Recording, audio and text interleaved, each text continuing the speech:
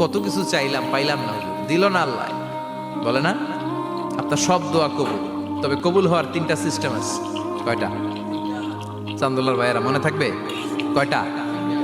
আপনি যত দোয়া করছেন সব কবুল, কারণ আল্লাহর কাছে কিছু চাইলে আল্লাহ ফিরাইয়া দিতে জানে না। আল্লাহ জানেই না কেমনে ফিরাইয়া দিতে হয়। সুবহানাল্লাহ কোন?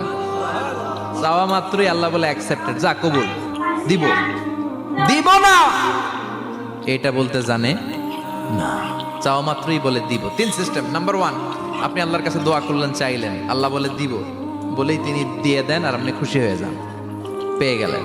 নাম্বার 2, আপনি আল্লাহর কাছে দোয়া করলেন, চাইলেন, তখনও আল্লাহ বলে দিব, তবে এখন না, সবুর, একটু পরে দিব। কখন দিলে আমার জন্য ভালো, আমার চেয়েও ভালো জানে কে, পরে দিবে। নাম্বার 3, চাইলেন, দোয়া করলেন, আল্লাহ তখনও বলে দেব, তবে এখনো না, পরেও না, কিয়ামতের দিন যেদিন বিপদে পড়বে ওই দিন দেব।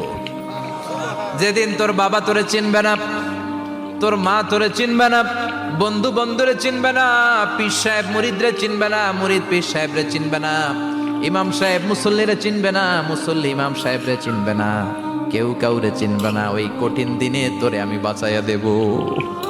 তাইলে দোয়া যা করছেন ছোটবেলা থেকে আজকে পর্যন্ত, লস হয়েছে না লাভ?